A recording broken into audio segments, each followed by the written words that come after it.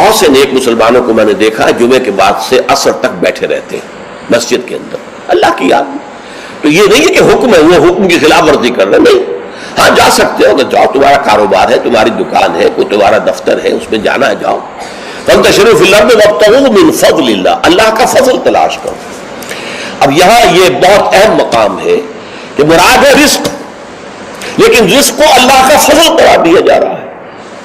اس کو سمجھ لیجئے, یہ اسلام کا جو معاشی فلسفہ ہے, اس کے جو فلسفیانہ اصول ہیں, ان میں سے ایک اصول یہ ہے کہ چاہے محنت تم نے کی ہے, کھیت میں ہل تم نے چلایا ہے, بیج تم نے ڈالا ہے, اس کو سینچا تم نے ہے, پھر فصل جو ہے اس کی حفاظت تم نے کی ہے, پھر فصل کاٹی ہے, پھر تم دانے گھر لائے ہو, پھر ان کو پیسا ہے, پھر ان کی روٹی پکائی ہے, یہ سب کچھ تم نے کیا, لیکن اسے اللہ کا فضل سمجھو, اپنا کسب نہ سمجھو. کسب جو ہے وہ نیکی اور بدی کے لیے ہے.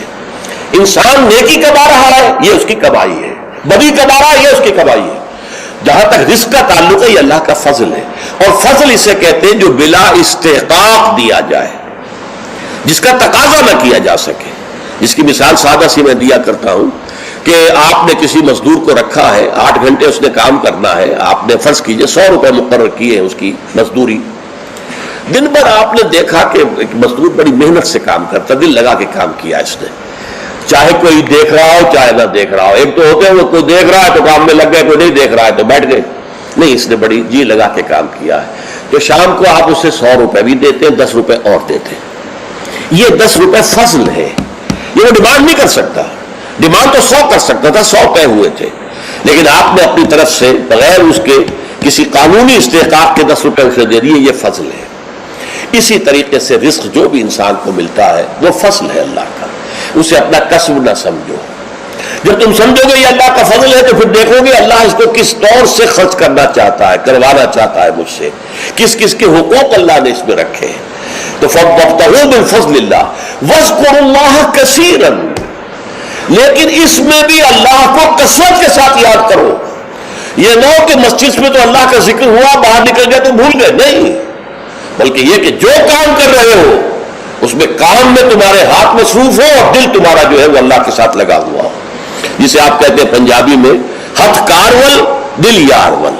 یہ ہے ذکر کثیر. اور ذکر کثیر کا سب سے بڑا ذریعہ کیا ہے کہ جو مصنون دعائیں ہیں حضور صلی اللہ علیہ وسلم سے, رات کو سونے لگے ہیں تو دعا ہے, صبح اٹھے ہیں تو دعا ہے, بیت الخلاء میں داخل ہو رہے ہیں تو دعا ہے, باہر نکلے ہیں تو دعا ہے. ظاہر بات ہے کوئی ایکسٹرا ٹائم تو آپ کا نہیں لگ رہا, وہ کام کر رہے ہیں آپ, لیکن ہر کام پہ کرتے. شیشہ دیکھا ہے, آئینہ دعا ہے, کپڑے بدلے ہیں دعا ہے, گھر سے نکلے ہیں مسجد کے لیے دعا ہے, مسجد میں داخل ہوئے تو دعا ہے, مسجد کے اندر تو ذکر ہے ہی ہے سارا, باہر نکلے ہیں تو دعا ہے, بازار میں داخل ہو رہے ہیں تو دعا ہے, بازار سے واپس آ رہے ہیں تو دعا, ہر کام کے لیے دعا ہے.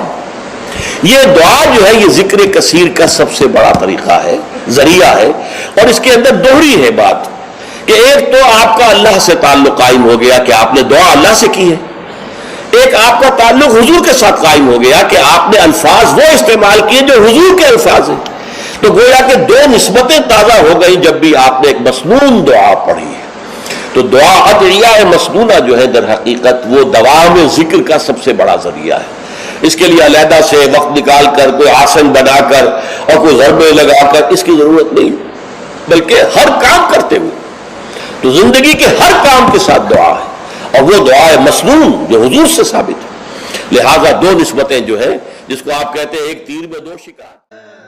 تیرے عشق نچایا, تیرے عشق نچایا, تیرے عشق نچایا کر کے تھیا تھیا, چھیتی بوڑی وے طبیبا نہیں تے میں مر گئیاں, چھیتی بوڑی وے طبیبا نہیں تے میں مر گئیاں.